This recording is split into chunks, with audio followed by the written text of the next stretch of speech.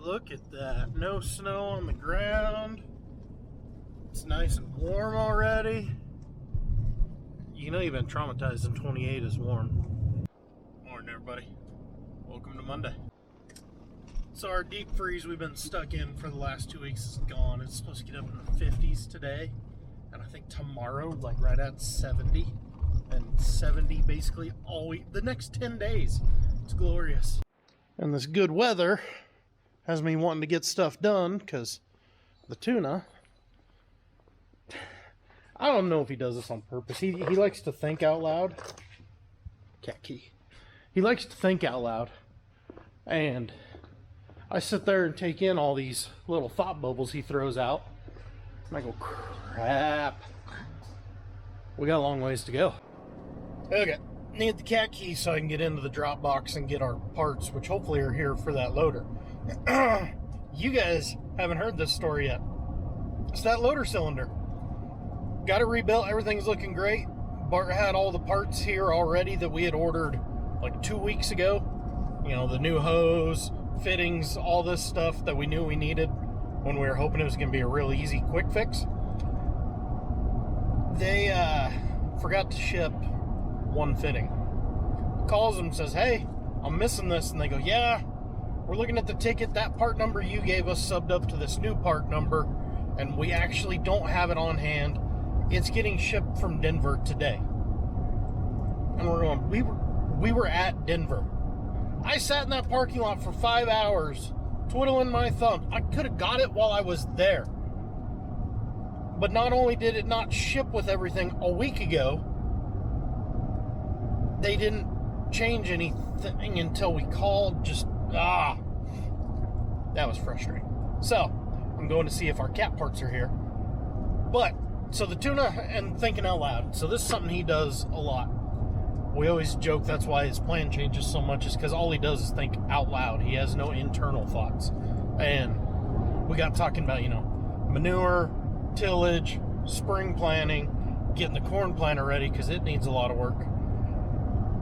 And then he threw a curveball that I knew was coming, but I wasn't ready for it yet. And that's harrowing and floating our hay fields. So our hay fields, almost, or 2/3 of them, let's go with that, got grazed this winter, so we got manure all over them. We need to run the harrow across to break that up, and then ideally float it to smooth it up. And the problem with that is, that trucker's just peeing on the side of the highway. The problem with that is, I lost my train of thought. Timing. So, we've got to fit this in a very small window of time. You have to get it done before you start irrigating because your soil needs to be dry enough for it to work. But you have to be really careful because spring around here tends to be very windy. And if you go a little while without any sort of moisture, that very windy becomes very dusty quickly. And all of a sudden your topsoil is taking off and heading to Kansas or Texas. It's not fun. It happens every year. Somebody always gets burned by it. We've been burned by it multiple times. But the last couple years we've done the real conservative approach, waited, trying to wait till last minute, and we've gotten burned by a random storm. All of a sudden the ground's too wet to work, and irrigation water's here. Better luck next year. So this year we're going to go with a little more aggressive approach, start early, and hope for the best. So that just kind of piles on to where now not only do I have to think about manure and filling tracks, kind of my two priorities this time of year, I've also got to start thinking about running a float because I've been the one running it the last couple of years when we can. Because Cameron usually just stays on that 360, which will do all of our tillage and then switch over to the harrow, and he'll be the one harrowing all the hay fields. So we've got a lot of work to do in a short amount of time. No parts yet. Maybe by the end of the day. Oh, that's frustrating though. I got all this crap that needs done. I got beautiful weather, and I am stuck waiting on a loader. 8 o'clock. Crap. Now what? Told Bart I went looking for the parts, and he just laughed. He goes, I'm betting they're not even here till tomorrow, because we ordered them on Friday. If they had already packed up orders for the day, they probably didn't make this morning's shipment. But yes, him and the tuna tie, I'm getting more confused by the minute. So Bart's going to work on sand using the backhoe, which works fine. About 4 scoops with it as opposed to 3 with the loader. It's not a big deal. We've done a crap ton of work with that backhoe, loading that sand wagon. So he's going to go work on some of his pivots using the pond sand. Like I said, the pond sand works. It doesn't pack in near as nice to stay. You have to do it more often. And it doesn't flow near as nice out of that trailer. So you wind up having to ride your clutch a lot to dump the clutch and slam on the brakes to kind of shake some of it free, because it tends to bridge up in there. But it works. A lot of guys use it. I'm not saying it doesn't work.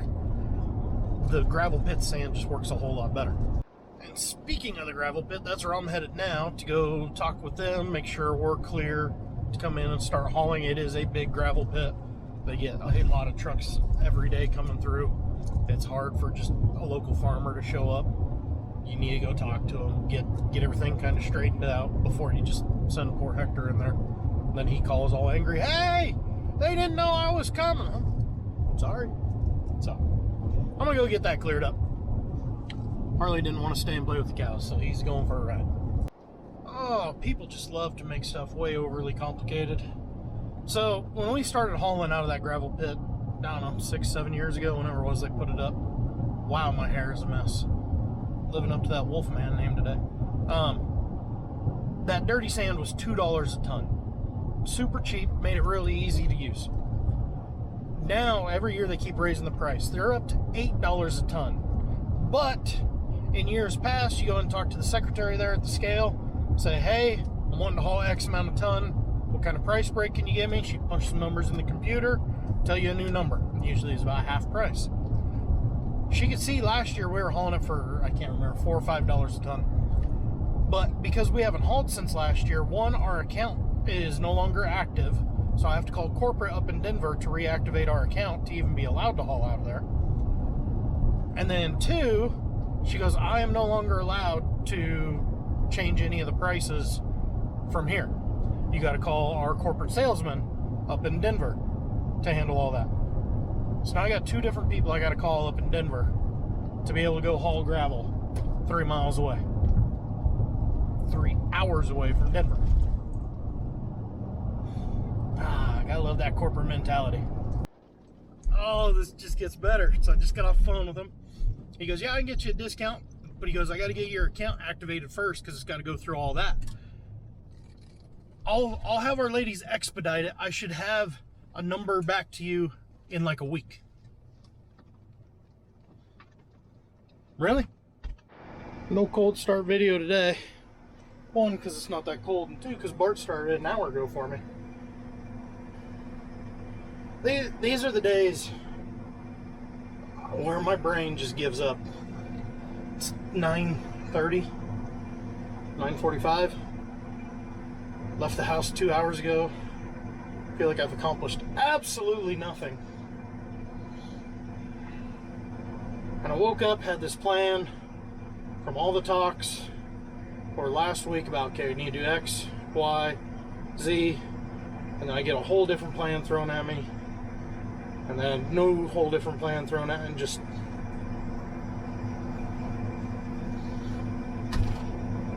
this is where I get flustered. Let's go with that word. It's a fun word to say. Gotta wait on the loader, so might as well throw a little grease at this thing while I'm right here, then I can leave it at the field.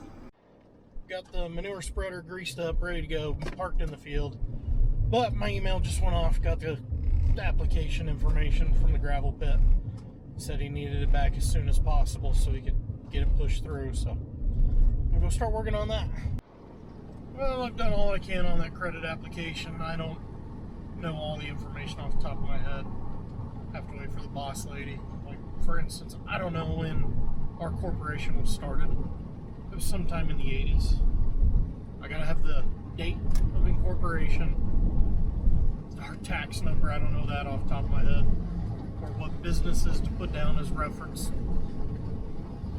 I don't know.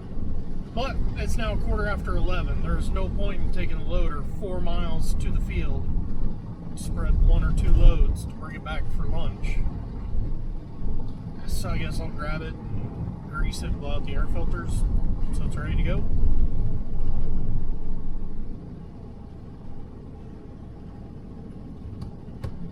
I'm trying not to get angry.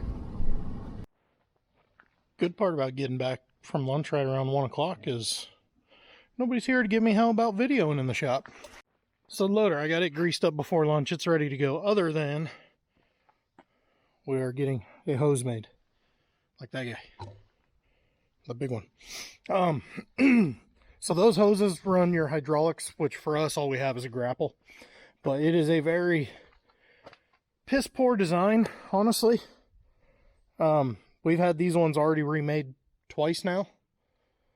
This is the third one. And we shortened it up because what we were having was when you would have your bucket on and scraping the ground, your hoses would be rubbing on the ground. And it'd literally just rub a hole in it.